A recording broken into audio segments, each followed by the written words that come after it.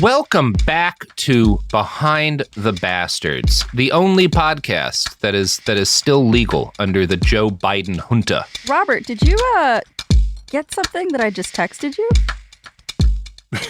What was?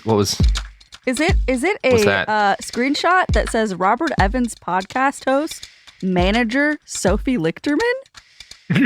Wow. Yeah, but it also says my location is virtual pissed. That's Pacific Standard Time, you hack. This is virtual. Why you're not it says in charge.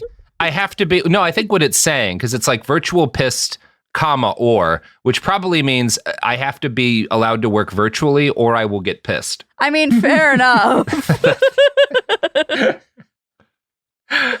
I love that you have access to my work email. I haven't been able to log into it for months. Oh my God. Sorry, that was really personally fun for me. Hi, Alex. Hello. I just remembered a time, I don't even know if this is worth telling, but I just remembered a time that I was at a cafe in Portsmouth, New Hampshire, and I overheard someone talking about listening to and loving Behind the Bastards, but that they weren't quite sure if they could trust the show anymore because of how rich podcasters are. There was once, Robert, what was that thing that there was like an article that said how much Robert's net worth was? How much was it? It was so much money. $64 million is what the internet estimated. I was just hoping I would have an opportunity to address that person, and this is the perfect time because they may be listening. Don't, guys, if you're worried, don't, because you'll know the instant I'm a multimillionaire because you will not hear from me anymore. Yeah. I've never understood guys like Elon Musk. Like you could be hiding in the mountains, hunting your fellow man for sport. Yeah, it just shows how deep, like, just psychosexual compulsion runs. That Elon is this wealthy and needs to have all these ploys for attention every day. Same with fucking J.K. Rowling. Just shut the fuck up. Just shut up and go away. You have a castle. Why are you doing this? Yeah.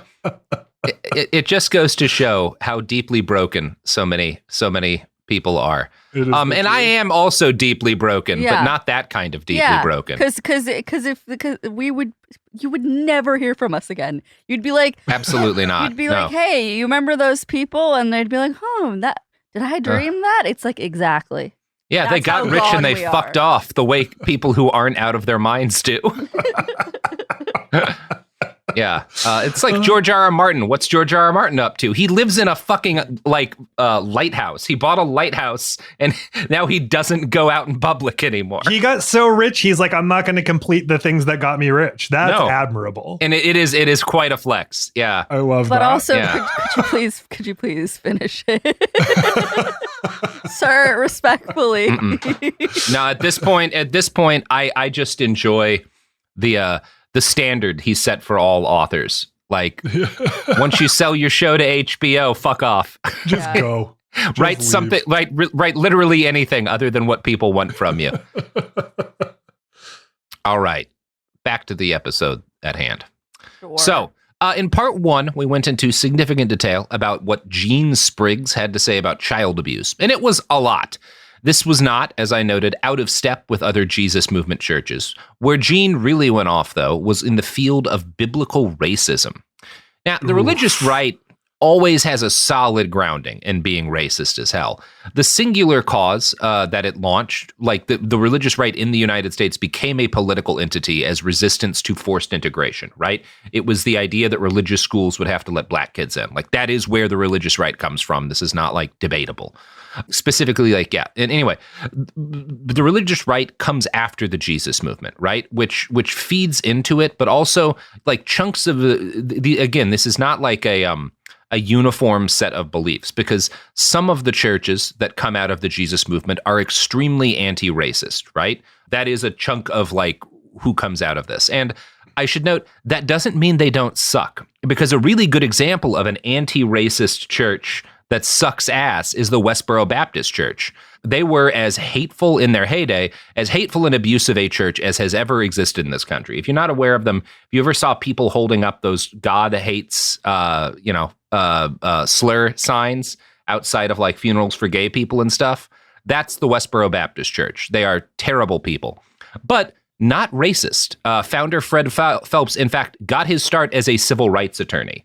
He was like a very active and prominent lawyer fighting for equal civil rights for Black people in the United States.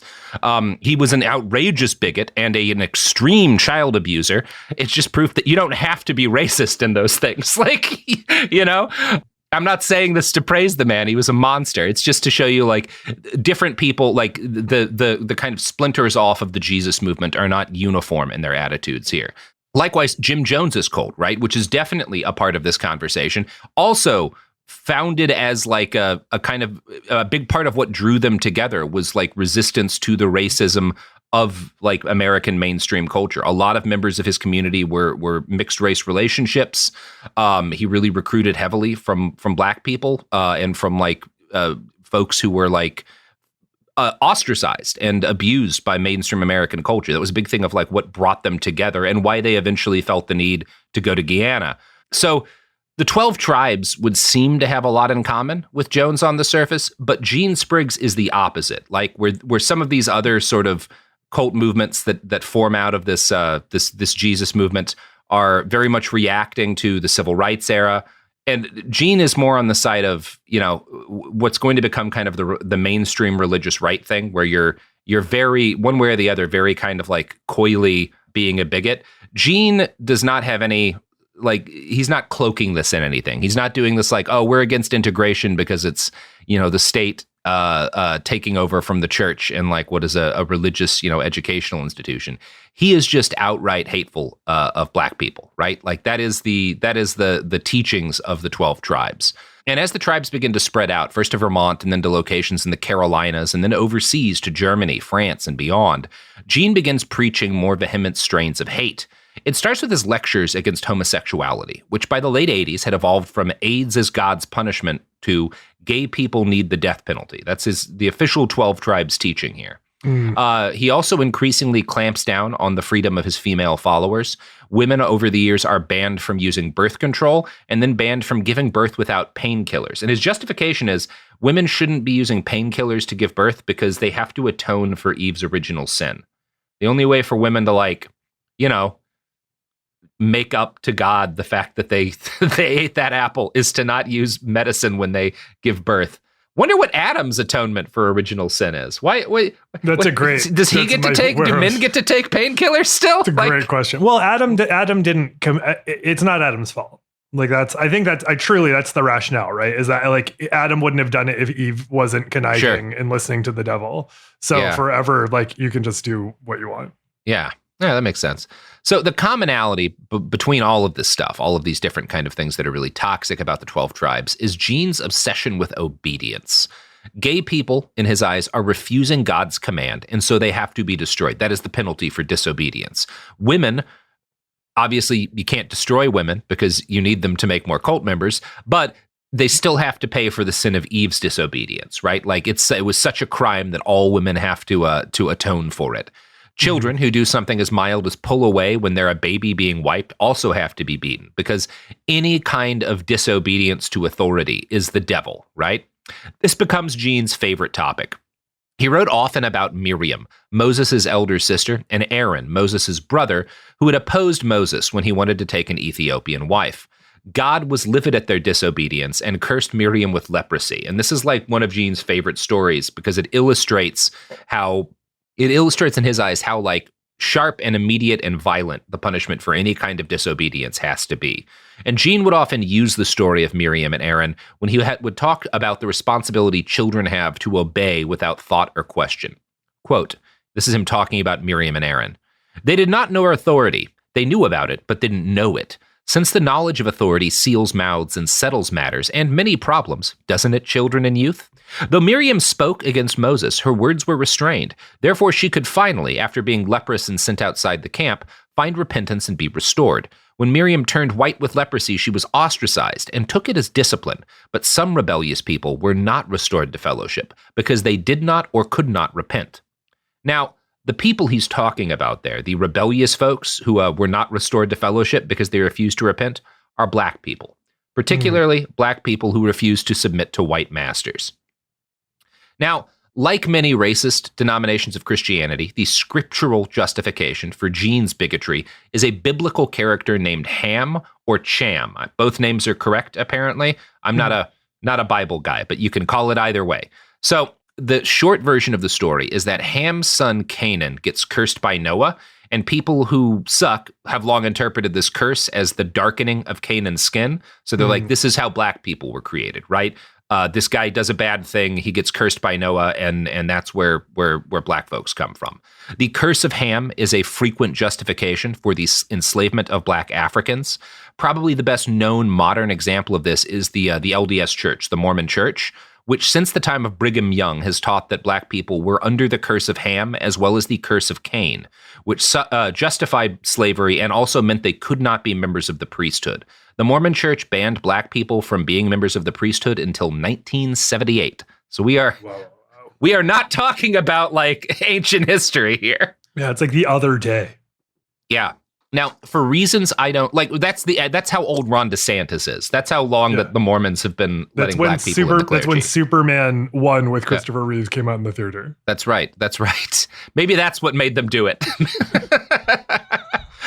So for reasons I don't fully grasp, and again, are not important, Gene always uses the name Cham for Ham, which seems to be valid. Although in more recent articles, when members of the 12 tribes are interviewed about this, they always use the name Ham. I couldn't tell you why. The actual story as to why Noah cursed Ham's sons is incredibly funny, though. Like, it leads to a lot of racism, or it justifies a lot of racism, but it's very funny because the story is that Noah, if you remember your Bible, like when we like depict Noah in, popular culture, he's always this like austere, bearded wise man. He's a total fuck up in the Bible. Like, that's kind of Noah's thing, is he's fucking up all the time. And so basically, as the story goes, he gets housed one night, just absolute blackout drunk, and he wakes up bare ass naked. And like Cham walks in and like sees his dad with his fucking dick out. And the first thing that occurs to Cham, because he's disobedient, is like he runs to his brothers and he's like, guys, you got to see this. Dad's like fucking hanging grain right now. So he tries to pull them in. And they're like, no, it's not, you're not supposed to see your dad naked. That's disobedience. Gene writes about this moment, quote, Cham was insubordinate of heart, always expecting authority to fall. So he got his chance to show what was in him. He revealed his father's fault, and this proved that he was not at all in subjection to his father's authority. His subjection to his father was merely eye service or lip service. His submission was only half-hearted. So when the opportunity presented itself, he seized it to expose his father. There was a satanic principle working in him. So in Cham's son, his offering was cursed to bond slavery, an indentured servitude for this entire age, from the flood to the end of the age. Cham's descendants' only hope of recovery was through submitting to their masters from the heart, not just giving eye or lip service, but wholeheartedly serving. After the flood, our Father gave hope to mankind to be obedient to the addition to the second covenant, that there would be no half-hearted submission to anyone in authority in the world. But Cham retained his sin of having a problem with authority, submitting outwardly but still retaining his hidden rebellion. So afterward, Cham's descendants would be under the rod, and those who received it learned submission to authority and loved their masters and were prepared for the eternal age, where many of them will be kings among the nations. So what he's saying here is that because of this sin of Cham, all of his descendants, black people, need to be slaves, right? Like, it is their moral duty to be slaves and love it, right? That's what his argument is. That's what he believes. And that if they're good slaves, if they're totally obedient, then they'll get to be kings, when Jesus comes back, right? Like, that's the argument. Pretty shitty, pretty bad guy, right? Like, that's fucked up stuff. We don't really need to like belabor the point. Not ideal. Yeah. I didn't know. I don't know any of that background, that this is how folks have reverse engineered rationale for slavery being fine. Yeah, one of the ways. Not been aware. Yeah, that's wild. Yeah. So in Gene's theology, one of the things he writes is that slave masters are actually the most burdened because of the curse of Ham, because they have so much more all the slave has to do is be obedient and happy, right? The slave master has so much to to deal with, you got all these slaves to take care of, right? That's the real difficult job, right? It's more you're cultivating as they're saying is important obedience, which is the most godly thing to do. Yeah, and it's interesting because he talks about like the responsibility that a slave master has, but it's a responsibility to God. He has no responsibility to the human beings that he holds in bondage. Lincoln, Gene taught, was an evil emperor, damned by God for his refusal to accept the holy order of slavery. Again, cruel and incompetent Confederate slave masters had no responsibility for like the fact that they destroyed themselves. It's all Lincoln's fault because he's usurping this like rightful order of the world. Likewise, the apartheid government of South Africa bore no responsibility for its brutality and corruption. Instead, the Black Africans who fought for civil rights have damned all Black people to endless generations of suffering by removing apartheid. This was another one. Is this why they moved to Vermont? Like, I mean, Vermont, Northern New England's a white-ass place. I think that's part of why they pick it, but they move all over the place, right? Okay. Like they're going to be in eventually like 20 something states. Right. Wow. So yeah, I found a fascinating article published by the Cult News Network in 2021, the year Gene died, that gives us an idea of how his teachings continue to be carried on in the modern day. The author sat in on a worship session, which included a lecture on sham/ham from a church teacher named Meviser. Quote, "The 12 Tribes teacher also explained that all of the slaves before the Civil War were happy and carefree and grateful to be under the tutelage of the white man. Meviser taught that even if a slave was being whipped by his or her master on some plantation, all of the other slaves were happy that this errant slave received discipline and grateful that their master had provided it. Meviser said once that the evil Lincoln set the slaves free. Poor Ham did not know what to do since he was no longer under the loving hand of Japheth. And so society in the United States turned into a total mess, according to the 12 Tribes, because it deviated from this divine doctrine." So that's pretty cool. Nice, folks. Now, the study group here included one Black woman, the only African-American member of that particular 12 Tribes community. Bummer. I was just thinking about her burden in this situation. Oh boy. Well, it's... So I know who this person is because of other articles I've read, but I do want to read this quote about her from this article because I find it like both very unsettling and sad and kind of worth discussing. Meviser then called the only female African-American member of the community our mammy and praised her for being a humble mammy servant. He stated his conviction that the only way in the world that Shem, Ham, and Japheth could truly live together in peace and harmony is in the body of the Messiah, aka the 12 Tribes, not mixed up together in the satanic world where godly boundaries have been erased, where the races will only fight amongst themselves. Ultimately, according to this 12 Tribes doctrine, Ham, left on his own, will only self-destruct unless he has Japheth to guide and protect him. That's white people. At the meeting, one African-American disciple in the room, 30 or 40 people were there, stood up and confessed hesitantly that he was feeling offended in his flesh. He said, "We're always talking about welcoming Ham into the body of the Messiah, but most folks who are aware of the Nation of Ham would be very offended by this teaching," he continued. "Black folks were not happy about their situation, and they certainly did not enjoy being slaves, and I don't want to leave this room with people thinking that it's true." So it's not like, especially now, and again, this is 2021, which I think may factor in why there was some resistance to this, but they're still teaching the same things that Spriggs was writing, in the early 80s about this stuff. It's pretty fucked up.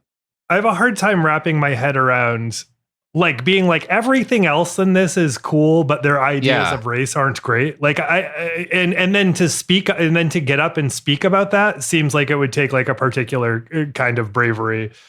It's strange, right? It is like I think about it a little bit like how you've got these guys, every now and then you'll get a Republican who's into all of the other shitty stuff that the right does, but like John McCain, they don't like torture, right? Because like they have that is a personal thing they have experience with, so he's not going to be like, people are amazing. Our capacity for compartmentalization is utterly unmatched. I've gotten this far with a very well-honed ability to compartmentalize. Yeah. Truly remarkable. As the 12 tribes continued to buy property and create new communes around the United States and the world, child abuse continued to be a regular fact of life. In June of 1987, Patricia Jones, David Jones's wife, had her 5th child, a daughter named Shoa. Shua, I'm going to guess. She recalls this as being a particularly good time for the most part. You know, the cult was not yet as extreme as it would become. They were able to go like camping on the weekends. You know, families would do swimming trips to the lake. You know, the discipline was severe, but you also still had something of a life.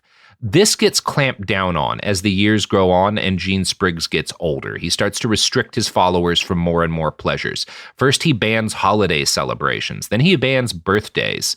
After several followers who had owned substantial property and loaned it to the church left, taking their property with them, he forbade members from owning any money or private property. From now on, as soon as you join, you are expected to sign over your house, your car, your basic appliances, you know, stuff like your refrigerators and stuff, to the 12 tribes. The former member who wrote that article in the Chattanoogan, who I cited last episode, recalled how this process worked even for people who had very little to sign over. All I had was an old bashed up car and $70. I had no problem giving them my car, but I did not disclose the money I had because it was all that I had. Which, you know, well, she does eventually get out. So this person does eventually get out. So that's good for them. But like, yeah, they'll take your like beat to shit old car. If you've got a house, they'll take that. If you've got a business, they'll certainly take that. Right. And it seems like it's very popular cult behavior to liquidate assets and then put it into your real estate portfolio. Yes. Because you said they had $36 million in property. Yes. They've done quite well for themselves. Spriggs commanded ever more frequent punishments for his members. Shua recalls being spanked for pretending a rolled-up towel was a doll, because this is both she had violated their prescriptions against private property, because now she has a doll, but also you're not allowed to imagine things. Like, it's a sin to imagine. So she gets beaten for pretending that a towel is a doll. She's also hit when she doesn't eat enough. She's hit when she's caught taking food from the refrigerator. She's hit from her parents and from other adults when she's not respectful enough. At communal dinners, and this is the kind of thing where Spriggs encourages parents to abuse their own and other people's children. And he also, every time there's a gathering, he will pressure the adults to hit their kids more. He'll tell them, quote, "You should be proud of these wounds that your children bear. If you love your children, you will not be swayed by their screams." Which is, I don't know, you could kind of sum up America that way, right? Like, if you love your children, you will not be swayed by their screams. Very, very appropriate line for this country, but not all parents go along with the escalating violence. Mary Wiseman, wife of the second in command of the cult, grew increasingly unhappy after Spriggs paddled her 6-year-old daughter. She threatened to take her kids and leave. Ultimately, she decides not to go. I think it's just because doing that would mean getting cut off financially and losing all of her family members, right? Everything she knows at this point. She's lived here so long, like, you have to give up all of your connections if you leave, right? And so she doesn't take her kids away. Ultimately, Wiseman is going to die very young at age 39 of cervical cancer. She dies in part because Spriggs will not let her receive modern medical care. When she dies, he then tells his followers that her unconfessed sin of bucking authority was what had killed her. Quote, "Guilt and unconfessed sin is how you get sick. This is why people die young." Pretty cool guy. I have such a my feelings towards people who are in a cult for a long time are complicated. Yeah. Because largely because you're like, there seems to be a point of no return for being able to get out in a real way. And then you have kids and you pass it on to them in one way or another. And you're just like, ugh, it's also why if you talk to, the whole field of cult deprogramming is complex and to a degree pretty fucked up. But one of the things that is really durably true, and really maybe the only good advice I would give someone who was like, I have a family member in a cult, is past a certain point, don't argue with them. Don't fight about it. Just tell them, hey, if anytime you want to talk about anything, I'm here. Make sure they know they have a door open. Like, because you can't fight it out of them, right? That's you great can let advice them know for they have an almost option. everything. Yeah. Yeah, that's great. It's just be there. Yeah. Functionally, if you're able to be. Yeah. Don't fight them, because again, past a certain point, I'm not saying like if they're early in, don't try to warn someone. Don't try to be like, hey, I found this fucked up info. But like if they are straight up in the cult, the most important thing is that they know they can talk to you. Right, because absolutely. then maybe they'll be able to get out. The stories, when you read about stories of people who escaped from the 12 tribes, it's generally like they'll wind up at some family member's house who they, hadn't talked to in years, but knew that they could, count on. Yeah. And yeah, the people who never get out are generally the people who don't have that, right? Right, because if you leave, I just can't imagine in a lot of ways a less forgiving society to be dumped off into. Is like you leave the cult, you have nothing, and now you're just in America with nothing. Yeah, exactly. It's a desperate situation. Yeah. So to be entirely, Jean, Wiseman becomes kind of this nexus of revenge against him, but luckily for Jean, she gets cancer. He stops her from getting medical care. And this is, I think there's a degree to which this was tactical for him. Like if she dies, he loses a problem. But he is going to quickly extend this rule across the entire flock, right? Mm-hmm. It is pretty from a pretty early stage, like you are not allowed to go to the doctor if you're in this organization, especially children.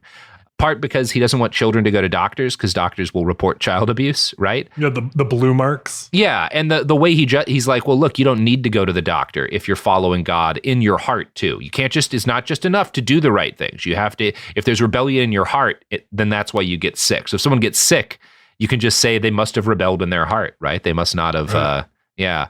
Now, if you're wondering, did this policy cause any kids to die?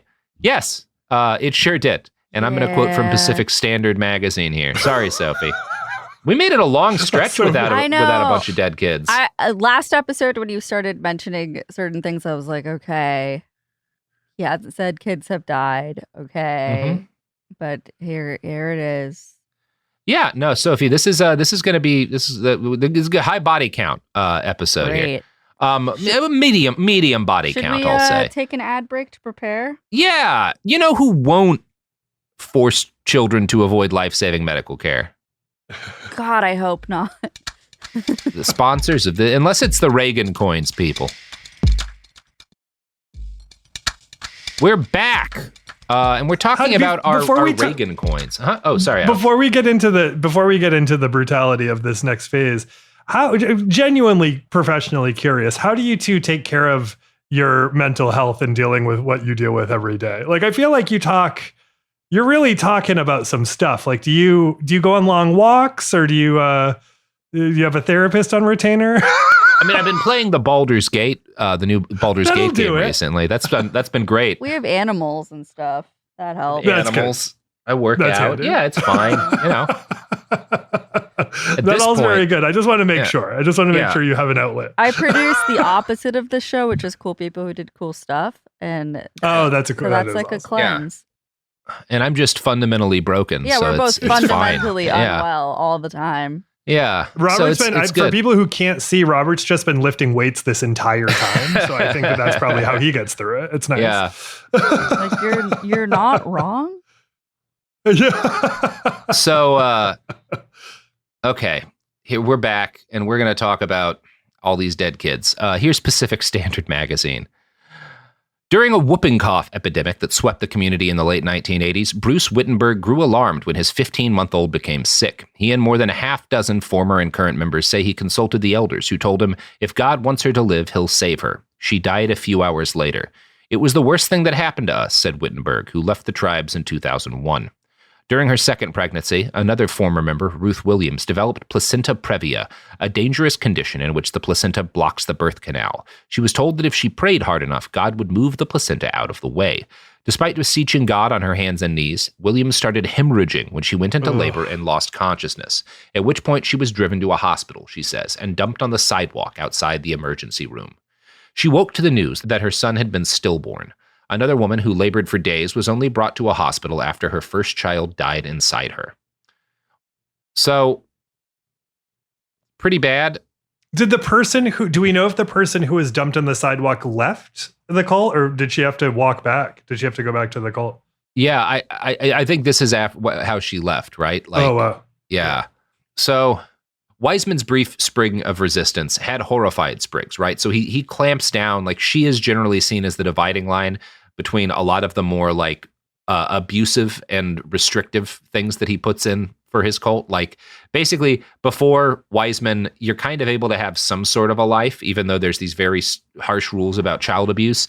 And after Wiseman, he doesn't want people doing anything that can give them even a second of happiness, because that's the root of disobedience, right? If you have anything in your life at all besides his teachings, that's not going to work for him. I'm surprised in a way it ended up making it as long as it did, because like usually you have something to like have people be able to have an outlet that goes against all of your other authoritarian tendencies. But this person just seems like top to bottom the worst authoritarian. I think there are, for one thing, different communities are a little different. So they're not all as strict as they're supposed to be on paper. Sure. A lot of it is that the people who join, like I read one account of a dude who's like the father of a kid who gets pulled into the cult. And he's like, it's a cult. I know that they've done bad things. My kid is bipolar and troubled and was living on the streets before he found these people. So like, I'm not sure it was, I think it's been a positive for him, because now he has like a place in the structure. Like I'm not like commenting on that. That's just what this guy said. And I do suspect, I think based on interviews I've read, there are a number of people who are like, yeah, there's things that are bad or fucked up or like, that you have to skirt around, but like it is a community. We have a life, you're not exposed to the vicissitudes of existing under capitalism as much. You get to kind of hide from the hard parts of life. Totally. Like this is like one of the outcomes of having next to zero social safety net. Yes, like exactly. Yeah. People step in, and then it becomes an alternative. There's a lot that's bad about this, but what am I going to do? Like find out how to make like rent and stuff on my own? I've been in this cult I don't have like marketable skills. I don't feel. A lot of people, I think that is kind of where this goes for them.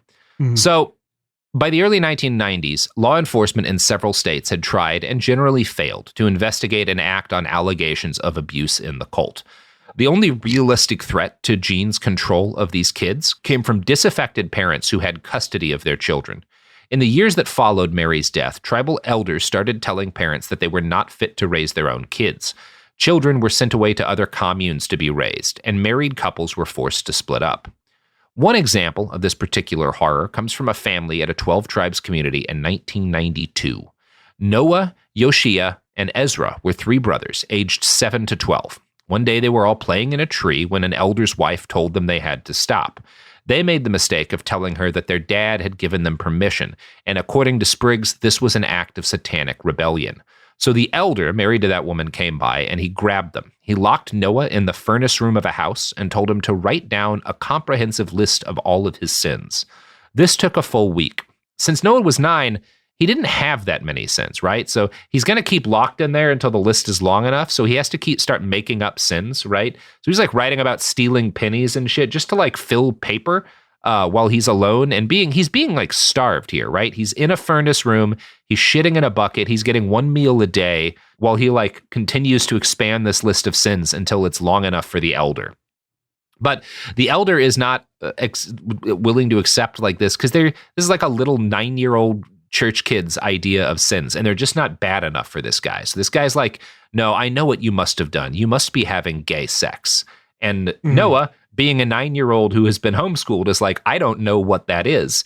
And so this elder then sits down and explains in like very pornographic detail what, like, you get the feeling this is like a kink for this guy, right? Like, you get stories like this in these cults. We will be talking about more of them. So after this whole experience ends, all three boys are taken from their parents and sent to different homes. Noah goes on, like he's put in another commune in another state, and he's like paired up with other boys his age who are called his brothers. And their main job is to beat the shit out of him all the time because he's a corrupter, right? Because he's gay now, according to, this one of the elders in the church. He's not allowed to rejoin his parents for more than a year. Spriggs was nearly as concerned with the possibility of sexual contact between heterosexual kids as he was with, The other kind. Eventually, he forbade all physical contact between non-married and non-related males and females. If children were caught in the act of making any other kind of physical contact with other kids of the opposite sex, they would be beaten. If young adults or adults treated as such had any kind of sexual contact, which in the 12 tribes included holding hands and kissing, the punishment was marriage. Like, holy shit. If you catch like a boy and a girl holding hands, they have to get married now, right? Do we know like what their org chart looks like? Like who is enforcing this stuff? Is there like a mayor of the tribe, or what is the each commune has a group of elders who seems like make decisions in common. And then Spriggs and his wife are the big overall leaders. Now, there is a degree to which the org chart is a little bit of a mystery still. I think in coming years, as more and more people leave and we get more detail, we'll probably know more. That's what I can tell from the research I've done so far. I know you said young adults, but what is that considered here? Oh, great question. I mean, it seems like 13 to 15-year-olds are not uncommonly getting married off. So I would say when they say young adults, some of them are adults and some of them are what we would call children, right? Yeah, yeah. Now, sometimes they are being married to other kids their age, but like this is it's not uncommon for the other hold thing to happen too. hands. Yeah, exactly. Oh I also, I'm sorry if I'm getting ahead of us here, but are these kids working? Like, are they? Yeah. As soon as they'd only do a few years of school. You kick them out of that. Like, you don't even really need them to read for every job. Punish kids with marriage aren't also doing child labor, Alex. Yeah, no, totally. I'm curious if this had to do with adding to their real estate portfolio. These kids must be working for free, probably in a lot of situations. Absolutely. So in the early days, boys and girls could at least socialize to some extent during the homeschool educations that they received, but this also made Spriggs uncomfortable, and so he bans co-ed education, which, coupled with the absolute lack of any sex ed for children, led to some peculiar behavior from the young men of the community. To be specific, they started fucking the farm animals. This is a problem in Germany, in the United States, in multiple different like state communes. This is like, there's like this outbreak of bestiality. Now, it's tough. Pacific Standard Mag just say that like, these kids start experimenting with bestiality. It is unclear to me if they actually did. For one thing, this cult defines two kids holding hands as sexual contact, right? Or kissing or whatever. That's not sex, we can all say, right? Reasonable people, because no, it's not sexual contact to like kiss another kid or whatever, or hold their hand. So I don't know if actually there's a lot of bestiality going on. Or I do want to know, this just came up the other day. I reread The Last Picture Show, which I hadn't read since high school, by Larry McMurtry, about kids in Texas.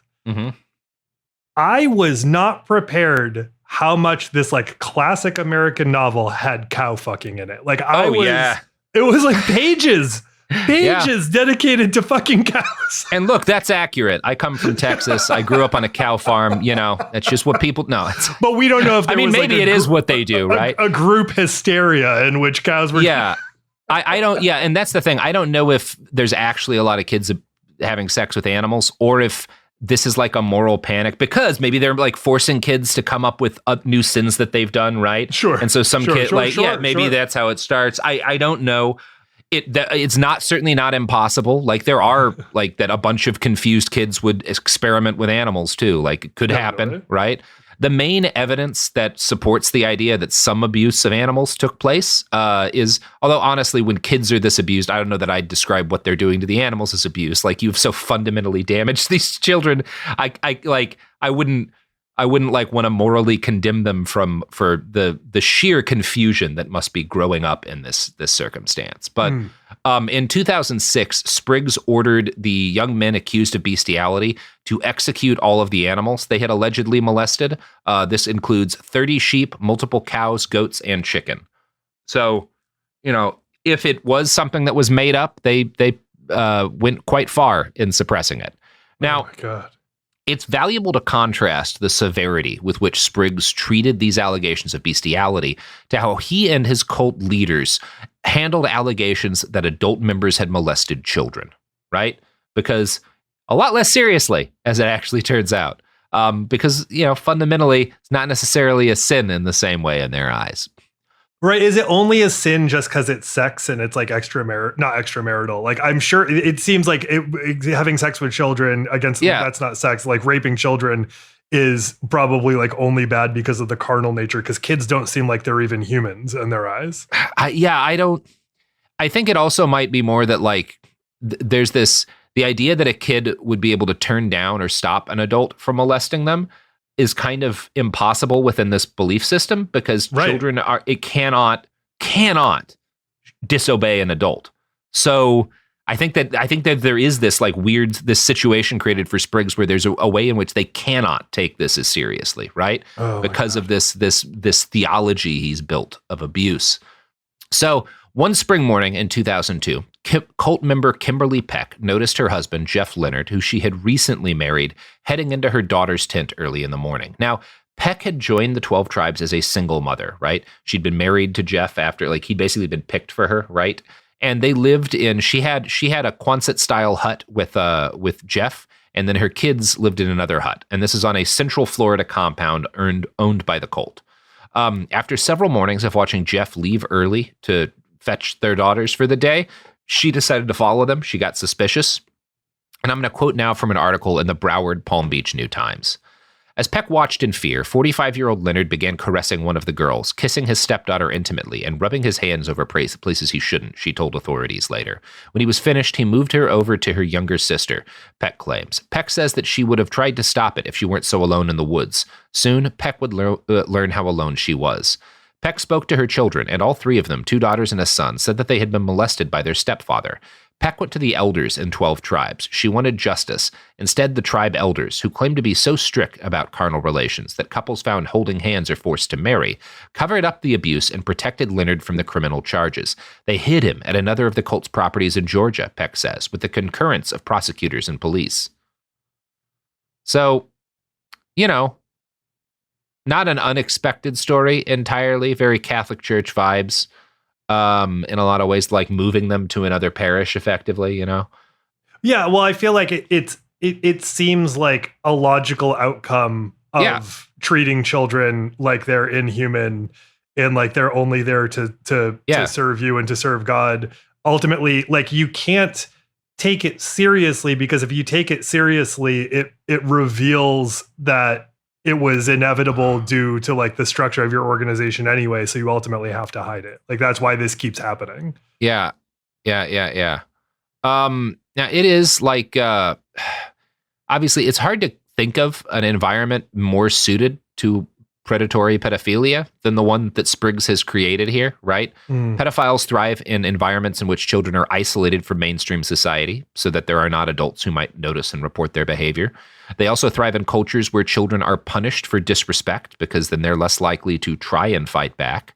So that, again, by everything that Spriggs has done here has created like an ideal place for predators to thrive. Right. Well, and in this case where there is a concerned mother, where that mother has like no power or recourse either. Oh yeah. Like, that's like this whole other thing is that it's like you can do it, and if you get noticed, even if you get noticed, those people don't have recourse. Yeah, absolutely. So Peck eventually left the cult because this was the only way she could press charges against Leonard. He was finally arrested and charged and convicted in 2007, but he was far from the only culprit of child abuse child sexual abuse within the cult. Around the same time as all this was happening, another cult member, David Drews, was charged with fondling a girl at the cult's West Palm Beach compound. Police and prosecutors in DeSoto County claim that cult leadership ignored reports against both men and took steps to impede their investigations. And there are numerous stories from similar behavior within cult communes around the country. The Denver Post reported on this case of abuse from 2011. Sometimes a man accused of sexual abuse will be kicked out of the cult, ex-members said, but sometimes he will be forgiven and allowed to stay. How a case is handled often depends on how much status the abuser has within the cult. Frequently, children who report sexual abuse are not believed. Some are punished and told the abuse was their fault. Anderson said that she as a small girl told a woman she trusted about being sexually abused. That woman brought it to other adults, and Anderson was questioned by a male elder. She kept silent. Another elder's wife then took her aside and questioned her. She said, "How do you have intercourse?" And that's what threw me off. I said, "What is intercourse? And why would I have it?" And then she said, "Is it anal or vaginal?" Anderson didn't know what those words meant, and the elder's wife concluded that she was lying about being abused in an attempt to get attention, Anderson said. It's like, make up your mind. Like, is this sinful to teach people, and thus they shouldn't be expected to answer questions about it? Or are they lying if they don't know what sex is? Like, I don't know. I guess you don't have to be consistent if you're a fucking cult member, whatever. Yeah, well, I mean, I think that's kind of like it's one of the ways that the power structure works is like not giving you the tools that you need in order to report, and then using the fact that you don't have the tools against you. This is a big thing with a lot of like Republican governance too, right? Taking away people's tools to have any kind of resistance to a lot of these power structures. It is interesting to me that when they have been forced to comment on these cases, representatives of the 12 tribes tend to emphasize the importance of forgiveness in their faith, a kind of mercy they rarely seem to extend to small children.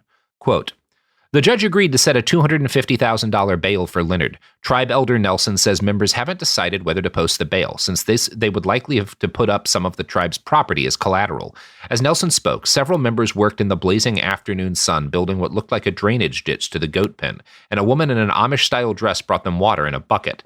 Nelson said the tribe will help members like Leonard face their sin. He had come to the place where he had surrendered himself to God, Yeshua, and so we will always help him," Nelson said. It seemed that Leonard, was being very upfront and honest about his situation. So that's, Nelson's this cult elder, and he's like, look, no, we'll support him through all of his legal trials because he feels bad for repeatedly molesting children, you know? Oh my God. That's all that matters. He's given himself, because again, it's not disobedient for an adult to molest a child because children have to be obedient to adults. And it's not, as long as his disobedience was to God, and as long as he's truly sorry about that and has repented to God, then then he's still one of us, right? You know who's still one of us? Podcasters, not child molesting cults. Here's ads. Wow, that was really bad. One of my better pivots, I feel. Thank you, Sophie. Here's ads. Yeah. Oh, we're back. So, by the early 2000s, the 12 tribes had at least 3,000 members, probably closer to 4,000. They operated communes in 22 states and several other countries, including England, Spain, Australia, and Germany. The latter state, Germany, is where they faced one of their most serious acts of state. I don't know. I wrote repression here, but it's not really like, it's one of the only times that a state actually acted against them, right? In an effective way. Corporal punishment is illegal in Germany, right? So all of their teachings about hitting the shit out of kids, you actually can't teach that, right? Like you are breaking the law, not but just by doing it, but by like spreading this material. And so in 2013, a reporter for RTL TV infiltrates one of the 12 tribes' communes in Germany. Now, getting into these communities is not hard. The cult recruits by inviting people in, right? A lot of journalists have gone to other meetings of theirs, right? You can come in, you can stay for a worship session. This journalist pretended that they were like interested in joining, right? That basically they were one of these disaffected people who's maybe looking for a cult. And this journalist stays in there for 2 days. And in that brief, and she's filming undercover, right?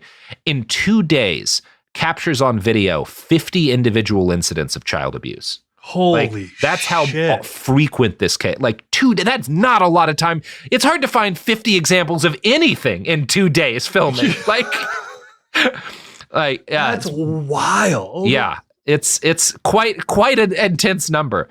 In one case, a little girl is beaten for saying "I'm tired" because that's disobedient, right? So. Kudos, don't say this often on this show, kudos to Germany here. They seize all 40 children and put them in foster care, right? They get those kids the fuck away from their parents. This sparks a police raid on another tribe's commune in France where 4 children are taken after evidence of abuse is uncovered. These rare prosecutions and raids, while kudos to everyone involved in that in France and Germany, do not seriously harm the overall structure of the cult.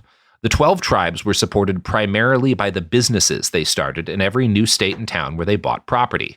The Yellow Deli was the model, and restaurants were always a profitable endeavor. Well, we're always a profitable endeavor in that they bring in people, right? Another Yellow Deli is started in Boulder, where it gets a reputation for serving really good food and continuing to draw in troubled, hungry youngsters. There's a lot of A lot of rail travel through Boulder, a lot of like train hopping kids and stuff in that town. Like it's a good place to recruit in this way. Yeah, for sure. You can get some crust punks in your exactly. On your scene. Yeah. They also ran a cafe called Mate Factor, MATE Factor in Manitou Springs. And these are, again, the profit from these businesses is that they bring in recruits. Well, and that your dishwashers and waiters, et cetera, are probably working for free. Yeah. Although, even when, if you want to know how hard it is to run a restaurant, even when you have pure slave labor doing all of the work, their restaurants like don't really run a profit usually. Like it's a consistent loss leader for them, right? You have to subsidize the restaurant because it is fucking hard to make money with a restaurant. Like even if you're this cult, right? So these yellow delis are basically their loss leaders, right? While they make their real money, millions of it, through an industry that does not exactly fit with the crunchy Jesus freak hippie vibes that they put on in public. I'm going to quote from Pacific Standard Magazine again here. Most of the Colorado community's money comes from construction companies, the ex-member said. One business, Commonwealth Services LLC, was formed in 2016 and registered to member Matthew Morgan at the group's Boulder County compound on El Dorado Springs Drive, according to records from the Colorado Secretary of State's office. The business uses the trade name CWS Excavating. Its website says it's a family-owned and operated septic installation company. It's one of a number of construction companies the 12 Tribes has operated during the last 5 decades. A Massachusetts-based company, BOJ Construction LLC, pulled in several $1 million a year at its height in the early 2000s and drove the group's funding, ex-members said.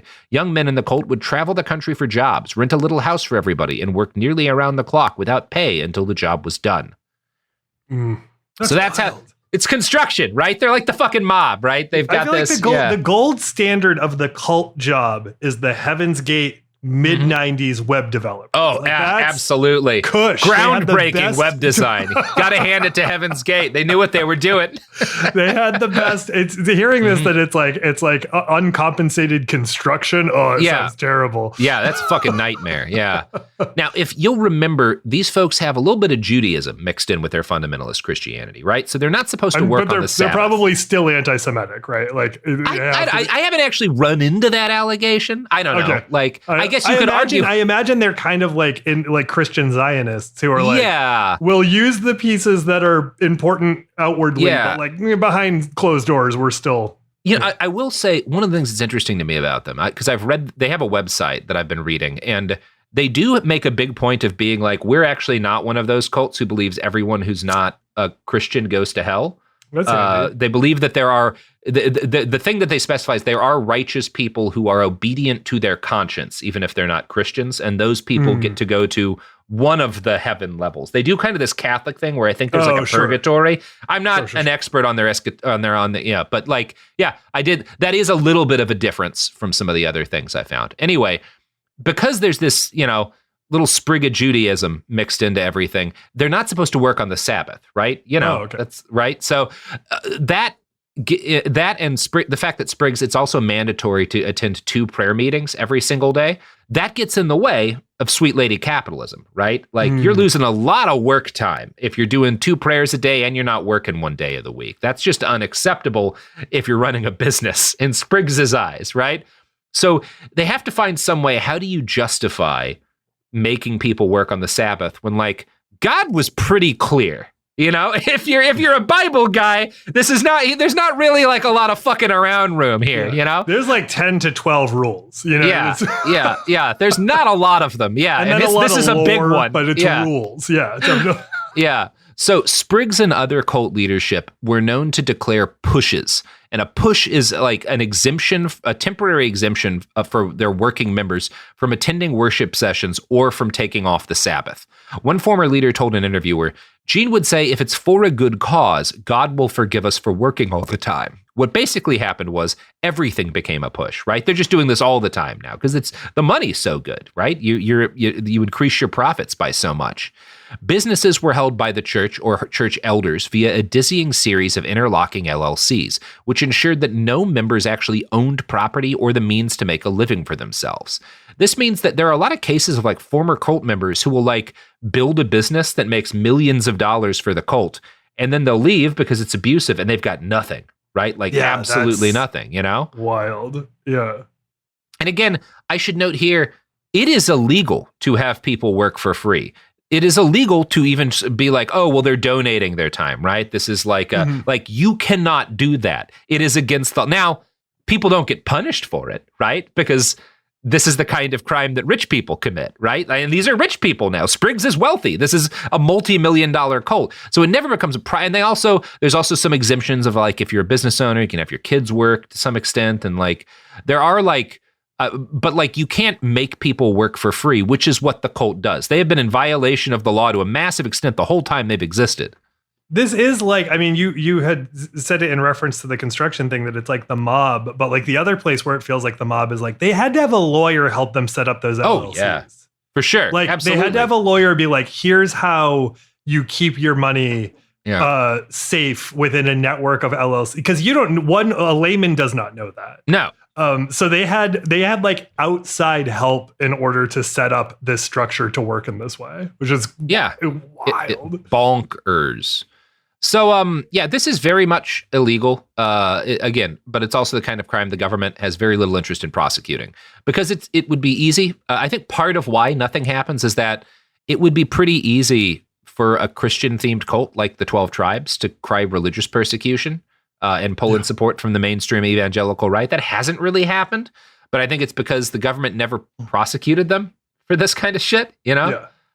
Pacific Standard magazine talked to one man who used his considerable skills to create a multi-million-dollar construction business for the cult and ran it for years for a massive profit of the church. Quote, he ran a construction company that made $3 or $4 million in revenue annually, he said, which paid for about $10,000 in monthly expenses for the community he lived in at the time. He'd send whatever was left to Hiddenite, which is the cult headquarters. I started that business and ran it all, but I was having a hard time buying socks for my daughter. That's what I mean about not paying labor. You're eating millet for breakfast and you can't buy clothes for your kids. And one of the black box things about this cult that like I just don't have a satisfying answer for you is like, are they fucking living it up? Is there like some leadership, right, in a separate location and they're like living the high life? There are rumors that Spriggs spent a significant portion of the aughts living in luxury in the Mediterranean. I have not seen hard evidence of this though. He dies on a cult compound, right? Or he's like brought to the hospital from a cult compound or something like that. So he's in the States near the end of his life. I don't know, like, does this all turn into a financial con? Is this all about the money? A little bit unclear to me, but the money's going somewhere, right? Like a lot of money is being made, and that somewhere is the headquarters of the cult, right? They are getting everything.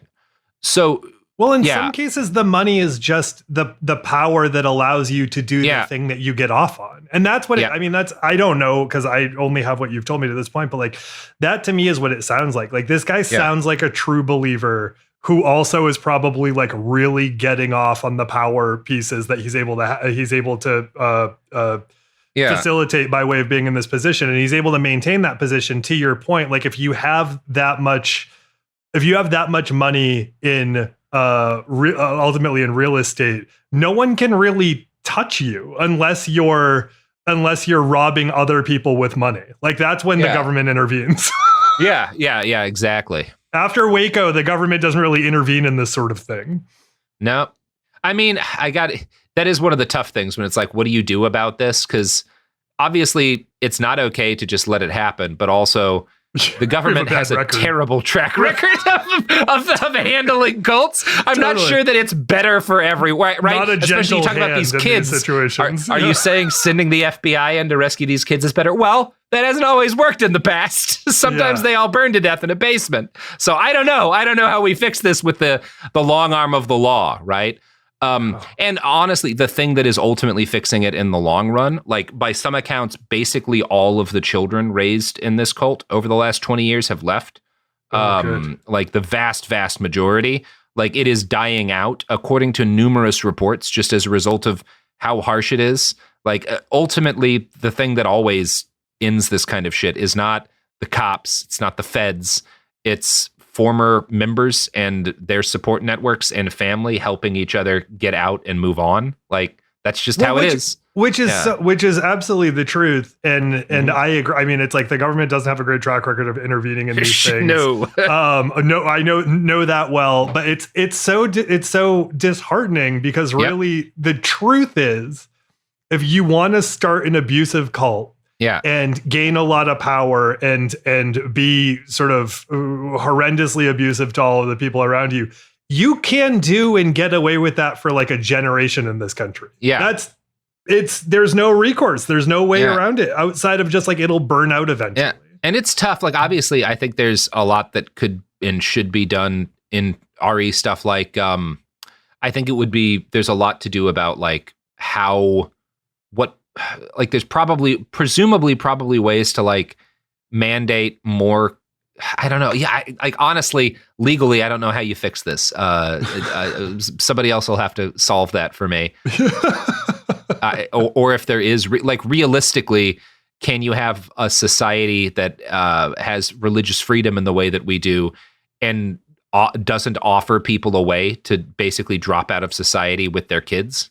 Right. Like, how do you? Well, because we simultaneously need a society that there isn't such a strong and realistic urge to want to drop out of as well. Yeah. Yeah. And anyway, life.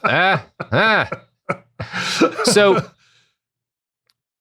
as kind of you get these stories about the later years, you start to hear some more mixed things about Gene, including the fact that like maybe he had stepped away from direct control and was just kind of living out his days. These are kind of mixed. Some former members will be like, no, he was like holding on right up until the end. I don't know who's right. A lot of the confusion comes from the fact that in 2008, Marcia Spriggs, Gene's wife, is caught cheating on him like a bunch. Like she is getting around that cult. Which I gotta say, trailblazer for women, right? Absolutely. Being the wife of the cult leader cheating on him a bunch, right? Now that's groundbreaking, you know? I love that. we stan a feminist icon, Marcia Spriggs. How are you getting away? I mean, I understand she was caught, but like, I feel like one time would be hard to get away with, let alone some many. People will say she was running things. Right. That she was really the power, especially maybe Gene's getting kind of like sick and old. Yeah, I was waiting for you to be like, yeah, but like she's the real villain. She may be. There's debate about this, like different, like, and honestly, all of the formers, they don't tend to be of like high leadership. So I think it's, but to Alex's you have a different point, perspective. If she wasn't the one calling the shots, how the fuck is she getting away with it? Right. Absolutely. No, I agree. She's definitely powerful. There's no debate about that. It's a question of like, was she basically running it for Gene for a while? And aggressively horny. Yeah, apparently so. But a trailblazer nonetheless. So she gets caught, and this is earth-shaking inside the cult. One former member later explained, it wasn't that she was human and had fallen into sin. It was that she had personally been involved in sending away a lot of other families for much less serious infractions. So people are pissed. And Gene, this might be some evidence that like she's the power behind the throne. Gene makes a big public statement about how she's been forgiven for her sins. And a lot of folks are unable to accept this. And whole families. Who forgave her for her sins? He did, and thus did God. Oh, okay. I was like, how is this math thing? Yeah. So this is the straw that breaks the camel's back for a lot of people. Whole families start to leave. And it becomes quickly clear that the tribe is in the process of losing most of the people who had been born and raised there. Gene responds by launching a raft of even more restrictive rules. He bans his followers from eating chocolate, from hiking, from going to the beach with their families, and from the only music they'd been allowed was traditional Irish music. I don't know why. Man. But he bans them from this too, so you don't get any more fucking fucking Fields of Athenry or whatever. Yeah, I don't know how traditional they're getting. Yeah. So is the rule that they're only allowed to walk at a certain pace and definitely no uphill? Only allowed to like work and worship. That's it. Oh my God. So I can't. Just that impulse is so bad where it's like, we're losing everybody. Cut chocolate out. We got to be real Cut pieces Irish of shit. Music out. Yeah. Oh God. I mean, again, the larger dynamics that play in our culture as the right loses power is like we have to make more and more restrictive laws to penalize. Yeah. So there's controversy between a number of formers as to how many of these new rules are Gene's will and how much of this is Marcia and maybe a council of other elites who are ruling in his stead. The next decade and change have been described as a total lockdown by one member. And the Denver Post reports that some followers claim Gene himself started to express soft frustration with the changes. Quote, in 2012, a year before Wiseman left the cult, he confessed to Spriggs, who used the name Yonek, that he drank beer with his wife against the cult's rules. He said, just don't talk about it, Wiseman said. The ex-member who left in his 30s said he met one-on-one with Eugene Spriggs as a teenager in the mid-90s and told the man about horrific childhood abuse he'd endured in the 12 tribes. He said the founder wept silently as he shared details of the abuse. But after just 5 minutes, Marcia Spriggs burst into the room and sent the member out. She spoke to her husband briefly, then cornered the member in the hallway. She comes out and says, if you ever tell Yonek anything like that again, I'll send you away that day. Like, make you leave the cult. So, years later, that member sneaked out of a 12 tribes commune in the middle of the night with a duffel bag of his clothes. He waited in the bushes for a ride from a man who'd left the cult years before. And that night, he slept on his friend's floor and started his new life outside of the cult. And that's what I mean when I talk about what is the solution to this? Well, the most durable one is formers help other people get out, right? That's what happens in this case. He makes contact with somebody who's already made it out. That guy takes him to let him crash in a friend's place. Like, these are the support networks that dismantle these cults. You know, it's maybe not as satisfying as imagining the feds rushing in and freeing everybody, but that doesn't happen. It just doesn't realistically happen. You know, this is what actually happens. Eugene Spriggs dies on January 11th, January 11th, 2021. He was 83 years old, according to a death certificate issued by the state. He lived too long. He lived way too long. Based on his, there's a lot. He's like, it's respiratory arrest that gets him. Based on like the exact list of contributing causes to his death. Is it COVID? Yeah, they think it's probably COVID. He probably gets COVID. Oh my God. I remember there was like a race car driver from the town I grew up in who was like real against all of it, you know, who was like real against lockdowns and stuff. And he got that like convenient pneumonia in the middle of 2000. It's like a lot of people just got sneaky pneumonia. That like made a lot of sense. That's what it sounds like here. Yep. Yeah. I think that is the case. So there you go. At present, the 12 tribes continue to hold tens of millions of dollars in real estate and operate multiple businesses. It is unclear how many members remain, although the Denver Post suggests most of the youth have already left. More of the quotes that claim Gene as something other than a total dictatorial cult leader have come more recently, and part of me suspects they may be encouraged by some extent by the remaining leadership, who seem to want people to feel as if Gene himself is not the center of things. The truth of this will become clearer in time, especially as more scrutiny is dedicated to the group. For now, I want to end by finishing that story from the ex-member the Denver Post interviewed, who left in his 30s after enduring terrible childhood abuse within the cult. After spending the first free night of his life on his friend's floor, quote, in the morning he woke up, he drank a cup of coffee forbidden in the cult, and realized he was, for the first time in his life, completely in charge of his own choices.